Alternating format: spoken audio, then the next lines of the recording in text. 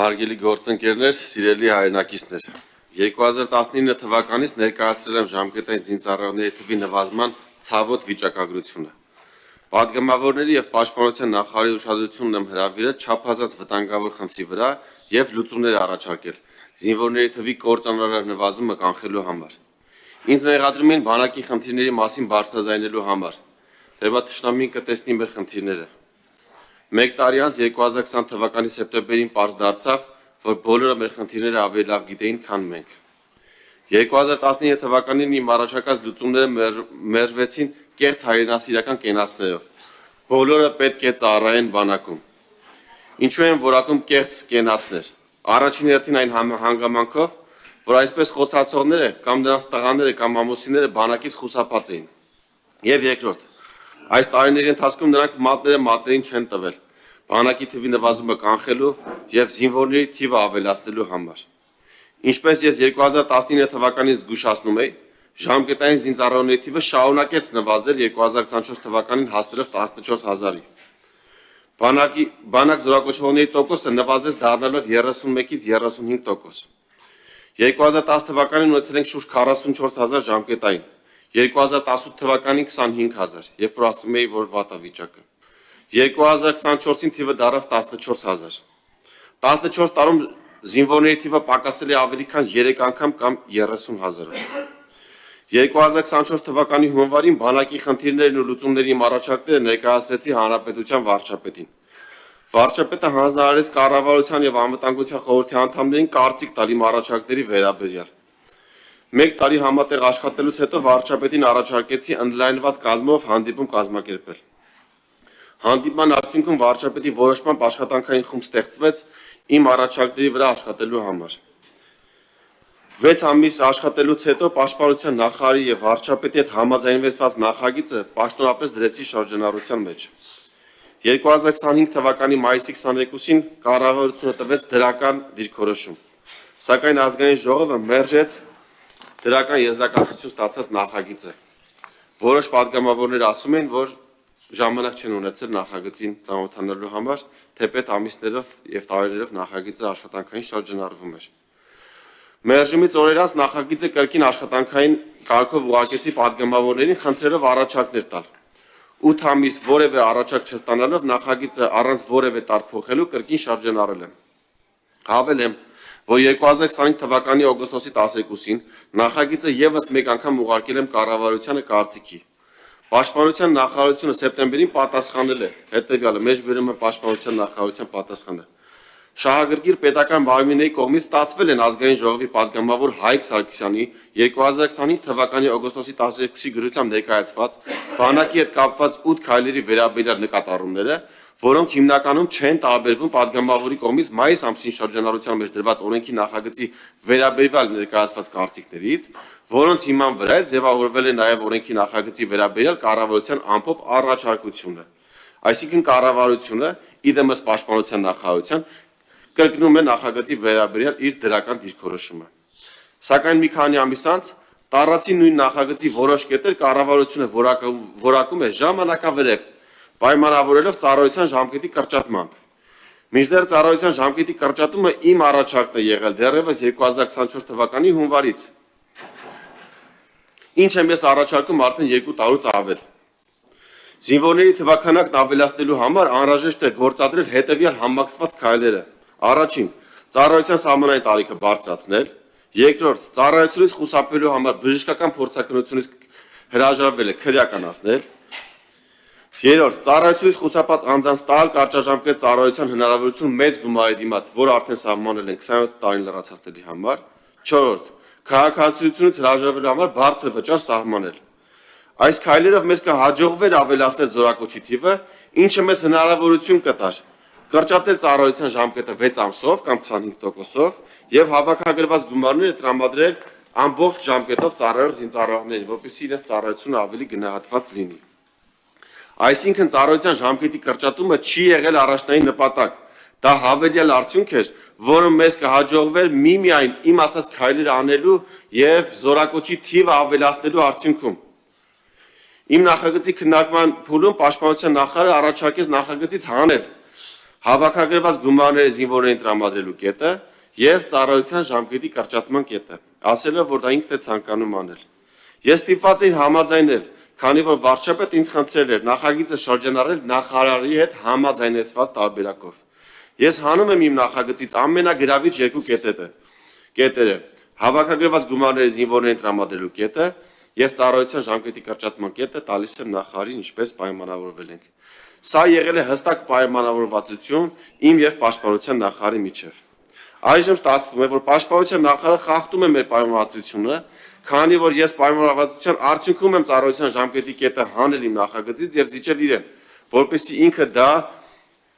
որպեսզի ինքը ներկայացնի դրական եզրակացություն եւ ես կարողանամ դրական եզրակացություն ստանալ նախագծին եւ շրջանառել ինչպես պայմանավորվածություններն են մեր սահմանում։ Բացի այն, որ խախտվել է ձեռք բերված պայմանավորվածությունը, առաջին, ինչպես կարելի է ասել, որ ծառայության ժամկետի կրճատել ենք,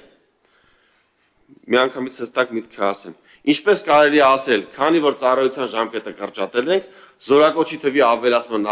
նախագիծը այլևս ժամանակավրեպ է։ Ծառայության ժամկետի կրճատման հետևական զինվորների թիվը պակասելու է եւս 25%-ով։ Ու այսօր իմ առաջարկած օրենքի նախագիծի ոչ միայն ժամանակավրեպ չէ, այլ առավել անհրաժեշտ է։ Եվ երկրորդ, 2025 թվականի մայիսի 22-ին Պաշտպանության նախարարը կառավարության նիստում իմ օրենքի ընդունման անհրաժեշտությունը հիմնավորելու ժամանակ նշում էր, որ քաղաքացիությունից հրաժարվողների թիվը հազարներ է եւ սրա դեմը պետք է առնել։ Քաղաքացիությունից հրաժարվողների թիվը դրանից հետո աճեց։ Երբ Պաշտպանության նախարարը որակում էր քաղաքացիությունից հրաժարվողների թիվը աններելի եւ սխալ եւ ասում էր, որ դրա դեմը պետք է առնենք, այդ ժամանակ մենք ներկայացնում ենք 2024 թվականի թվերը։ 2024 թվականին միջև 18 տարեկան քաղաքացիությունից հրաժարվել է իգական սեռի 62 քաղաքացի, արական սեռի 1949 քաղաքացի։ Այսինքն շուրջ 2000 տղա մենք կորցնում ենք, որովհետև որևէ նմեխալից չենք կիրառում։ Այս ժամանակ Պաշտպանության նախարարը ասում է անդրադառել է եւ սրա դեմը պետք է առնի։ 2025 թվականին իգական սեռի քաղաքացիությունից հրաժարվողների թիվը գրեթե չի փոխվել, 62-ը դարել է 68, արական սեռի հրաժարվողների թիվը աճել է 44%-ով, հասնելով 2811-ի։ Այսինքն մենք մեր բանակի զորակոչի տարեկան 30%-ը կորցրել ենք, միայն այն հանգամանքով պայմանավորված, որ անցած տարի մայիսին նախագիծը մերժվել է հանձնաժողովում։ Եթե մենք հիմա նույնպես չընդունենք օրենքը, եւս ամեն տարի 30%-ով զորակոչ ենք կորցնելու։ Եվ խոսում ենք մենք արդարությունից եւ հաճախ քաղաքացիները կամ այլ անձինք որակում են նախագիծ, ասում են սա հարուստների օրենքի նախագիծ է, ես ասում եմ սա հարուստների դեմ օրենքի նախագիծ է, որովհետեւ այսօր հարուստները, որոնք բանակի տարեկան զորակոչի 30%-ն են կազմում, հրաժարվում են քաղաքացիությունից բանակում չծառայելով եւ բանակում չեն ծառայում։ Եվ հետագայում չեն կանչվում 25 օրյա վարժական հավաքների եւ նաեւ այլ կարիքների համար չեն կարող ներգրավվել։ Բացի դրանից նրանց քաղաքացիները նույնպես ծնվում են ոչ Հայաստանի Հանրապետության քաղաքացիներ։ Այսինքն մենք անվերադարձ 30% ռեսուրս ենք կորցնում նախագծի տապալմամբ։ Եվ սա նաեւ հիմնավորում էր Պաշտպանության նախարարը իր ելույթում 2025 թվականի մայիսի 22-ին, որը տեղադրել եմ իմ սոցիալական հարթակներում։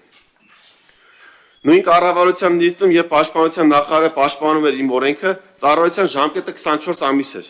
Դրանից 7 ամիս հետո ենք կրճատում ծառայության ժամկետը 25%-ով։ Նույնն է, կրճատում ենք ժամկետային զինծառայողների թիվը 25%-ով։ Դա տեսանելի է դառնալու 1 տարի անց, 2027 թվականի ամռանը, երբ արդեն տարուկես ծառայողները կզորացրվեն։ Եվ ինչպես իմ խոսքի սկզբում նշեցի, վերջին 14 տարում 3 անգամ նվազել է ժամկետային զինծառայողների թիվը, այս նվազելուց հետո մի հատ 25%-ով պակասելու է ժամկետի կրճատման արդյունքում եւ եւս 30%-ով շարունակելու է պակասել, քանի որ քաղաքացիությունից հրաժարվելու դեմ մեխանիզմներ չենք կիրառում։ Ես չեմ խոսում հավելյալ արդյունքների մասին, որը մեզ կտա այս օրենքի ընդունումը։ Դրա մասին շատ ենք խոսել, մեկը կապված միջև 27 տարին հետախուզման մեջ գտնվող մեր քաղաքացիներին կարճաժամկետ ծառայության հնարավորություն տալը, որը նախորդ անգամ կառավարությունը որակում էր անհրաժեշտ եւ նաեւ առաջարկել էր գումարները բարձրացնել, այժմ գտնում է ժամանակավրեպ պայմանավորված ծառայության ժամկետի կրճատմամբ, բայց մեր եւս մեկ անգամ կրկնում եմ, որ ծառայության ժամկետի կրճատումը առաջնային նպատակ չէր։ Ծառայության ժամկետը մենք կարող էինք կրճատել, եթե ունենայինք ժամկետային զինծառայողների թվի աճ։ Հիմա ճիշտ է, պաշտպանության նախարարությունից ասում են, մենք պաշտպան հայրենիացով ավել պայմանագրային զինծառայողներ ունենք, դրա հաշվին կրճատում ենք ժամկետային զինծառայողների թիվը, բայց պետք է արձանագրել, որ պաշտպան հայրենիացը դա վճարովի բանակ է, դա ժամկետային զինծառայող չի։ Այսինքն մենք ժամկետային զինծառայողների թիվը չենք ավելացրել, մենք ավելացրել ենք պայմանագրային զինծառայողների թիվը։ Այսինքն լրացուցիչ ծախս անում պաշտպանության նախարարությունը միլիարդների, որպեսզի այս բացը, որը մենք ունենք ժամկետայինների մասով, լրացվի պայմանագրայիններով։ Մեր ժամկետային զինծառայողները այսինքն բանակի 35%-ն են կազմում ընդամենը։ Դա դեռևս 2024-23 թվականի տվյալներով։ Ու գնալով ժամկետային զինծառայողների թիվը նվազել է, ու այս փոփոխությունների արդյունքում ավելի է խորանալու։ Խոսում ենք նաև սոցիալական անարդարությունից։ Երևանում երկրորդ զինվորական կոմիսարիատում, տարին չնշեմ, վերջի տարիների ընթացքում ունեցել ենք զորակոչ, երբ բանակը զորակոչվեր, զորակոչի ենթականների ընդամենը 10%-ը։ Մինչդեռ մարզերում ծառայության է զորակոչվում, զորակոչի ենթականների 50%-ը։ Այսինքն ամեն 1000-ից Երևանում ծառայության է գնում 100-ը, մարզերում ամեն 1000-ից ծառայության է գնում 500-ը։ Այսինքն պաշտպանության բեռը ամբողջությամբ դրված է մարզերի վրա։ Նույնը թե սոցիալական խնդիրները այսօր խորացած են։ Երևանում ունենք դասարաններ, որտեղ դասարանի տղաների 90%-ը ոչ Հայաստանի քաղաքացիներ են։